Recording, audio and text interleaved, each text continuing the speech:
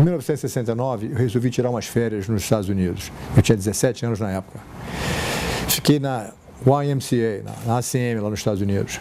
E por questão de segurança, eu resolvi não deixar a minha passagem de volta e o meu dinheiro no meu quarto. Pedi ao recepcionista que guardasse no cofre da companhia para mim. Alguns dias depois, quando eu fui buscar mais dinheiro, eu descobri que ele tinha roubado a minha passagem e meu dinheiro. Liguei para a companhia de aviação e eles me disseram que ia levar 6 meses para me dar uma passagem nova. Eu liguei para o papai, para não deixar ele preocupado, e falei: papai, estou adorando a América, vou passar pelo menos mais 6 meses aqui nos Estados Unidos. Mas eu não tinha dinheiro nem para comer. Aí eu comecei a procurar emprego, arranjei um trabalho fazendo hambúrguer, e a minha viagem estendeu-se por uns 6 meses nos Estados Unidos. Quando eu comecei a ter saudade do Brasil, um amigo meu falou: olha, você tem que ir para o Havaí, para conhecer a cidade do Havaí, o estado do Havaí, que é muito bonito, não sei o quê. Eu fui para o Havaí, passei lá umas 2 semanas, depois fiquei sem dinheiro.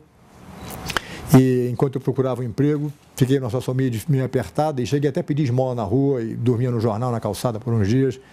Mas foi uma experiência muito interessante, porque a gente acaba aprendendo com esse tipo de coisa. E apesar de eu ser muito novo, isso me deu muita autoconfiança, muita experiência. E a viagem, que acabou sendo uma viagem de quase 1 ano na América, foi uma das grandes experiências da minha vida. E fiquei com tanta vontade de voltar para os Estados Unidos. Os próximos 2 anos, quando eu voltei ao Brasil, eu passei juntando dinheiro para poder retornar aos Estados Unidos, que eu retornei em 72, para visitar uns amigos e tal, e passar lá uns 2 meses.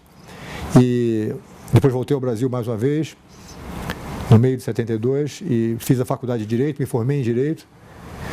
E em 78, depois de me formar na faculdade de Direito, eu resolvi voltar para lá com o objetivo de estabelecer o jiu-jitsu na América. Aí começou uma outra aventura. Quando eu voltei em 78, com a finalidade dessa vez de realmente estabelecer o jiu-jitsu na América, eu inicialmente fiquei na casa da mãe de um amigo meu que era artista de cinema.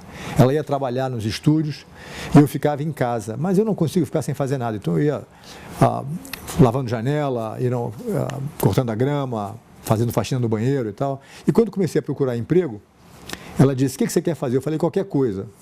Você quer fazer faxina na casa de outras pessoas? Eu falei: claro. Então ela me recomendava para a casa das amigas dela para fazer faxina. Eu fui na casa de uma, de outra, de outra. E, eventualmente, eu e um amigo meu que estava lá na época junto comigo, caímos na casa de uma senhora que o marido dela era assistente de direção daquele seriado Starsky and Hutch. A mulher olhou para a gente, achou a gente boa pinta e tal: vocês são os caras boa pinta, por que não estão trabalhando no cinema? E realmente, por que a gente não está no cinema? E tiramos umas fotos e o marido levou a gente me levou para fazer umas pontas de figurante de cinema. E eu passei uns anos fazendo isso. Casal 20, Ilha da Fantasia, O Barco do Amor, quer dizer, todos esses seriados dos anos 80 que passavam aqui nos Estados Unidos, eu fiz uma pontinha lá atrás. Se não dá para me ver direito, porque eu estava geralmente de costa para a câmera, mas foi um trabalho interessante e tal, e uma maneira boa de fazer dinheiro em vez de estar fazendo faxina. Ao mesmo tempo, eu coloquei uns tatames na minha garagem e todo mundo que eu conhecia, eu convidava para tomar uma aula de introdução.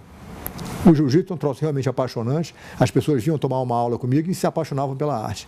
E eu dizia: olha, se você trouxer um amigo seu, eu lhe dou outra aula de jiu-jitsu. Se você trouxer 10 amigos, eu te dou 10 aulas de jiu-jitsu. E o pessoal ia trazendo todo mundo para que esse negócio começasse a poder satisfazer a vontade deles aprenderem jiu-jitsu sem ter que pagar, e eu ganhava mais alunos.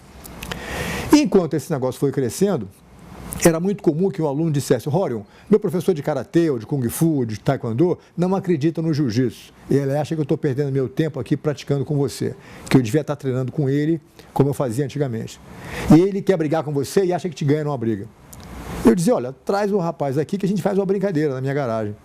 Então o cara trazia o professor dele para a garagem e, invariavelmente, como o jiu-jitsu é realmente a arte marcial mais eficiente do mundo, eu tinha a condição de abraçar o sujeito carinhosamente, botar ele no chão e, através das técnicas do jiu-jitsu, dominar o cara, fazer ele desistir, bater, ou torcer o braço dele um pouquinho, o estrangulamento, e ele desistia.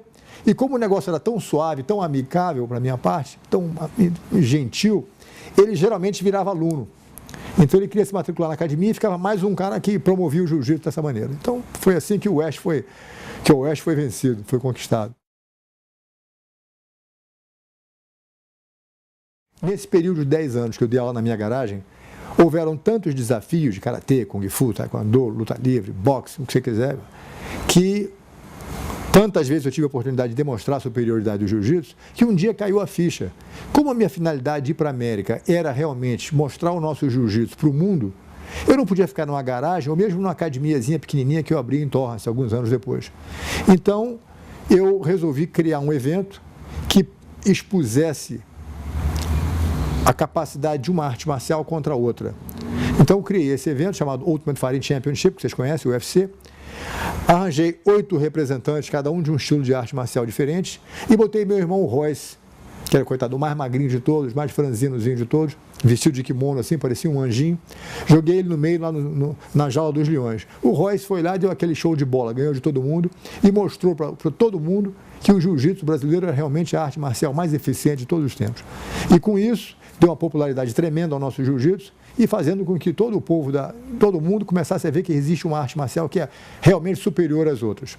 O exército americano, inclusive, depois do primeiro Ultimate, me telefonou e pediu que eu criasse um programa que eu fiz, chamado Gracie Combatives, que há 20 anos tem sido a espinha do curso oficial de combate corpo a corpo do exército americano, assim como do FBI, do Serviço Secreto, do Marines, Navy SEALs, Border Patrol, todas as agências federais de law enforcement, de policiais e tal, nos Estados Unidos atualmente usam o nosso jiu-jitsu.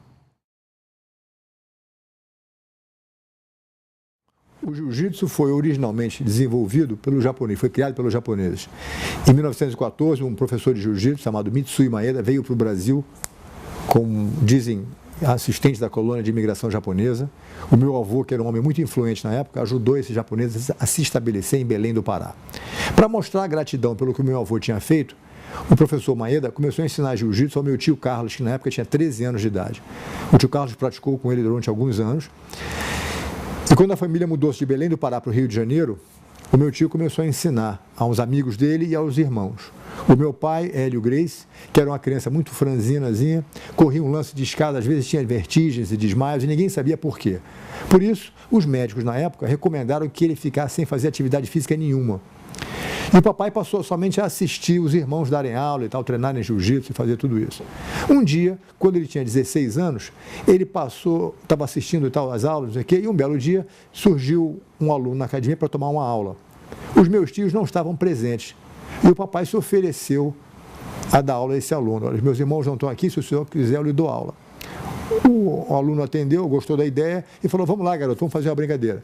O papai deu a aula para ele e quando meu tio Carlos, que era o professor do sujeito, chegou na academia se desculpando pelo atraso e tal, senhor, desculpa, vamos fazer a nossa aula, o aluno falou, olha, eu tomei aula com o Hélio, gostei muito e quero ser aluno dele daqui para frente. O papai foi então promovido a ser professor pelo próprio aluno.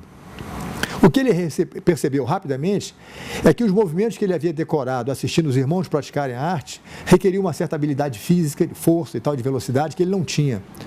Então, ele, através de um processo de experimentação, começou a aperfeiçoar o jiu-jitsu tradicional japonês, dando mais ênfase nos movimentos naturais do corpo, os princípios de alavanca, em vez de fazer movimentos rápidos, fazia movimentos curtos.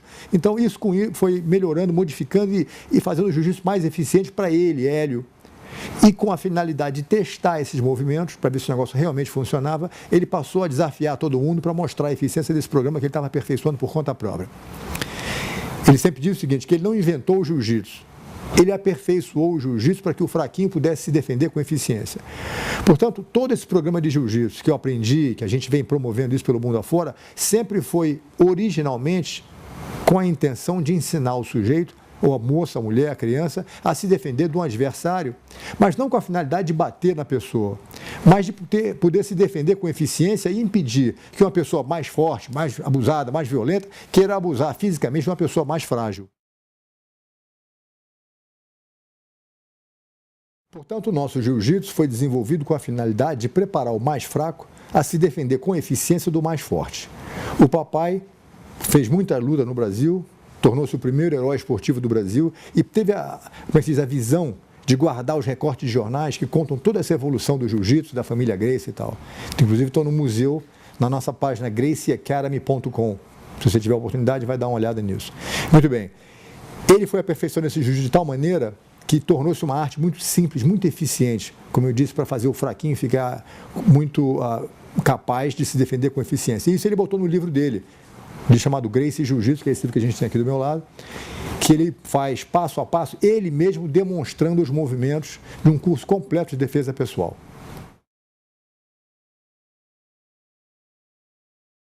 Além do jiu-jitsu, eu me considero extremamente privilegiado por ter nascido numa família onde meu tio Carlos passou 65 anos estudando um programa de alimentação que praticamente deixa você comer tudo o que você quiser.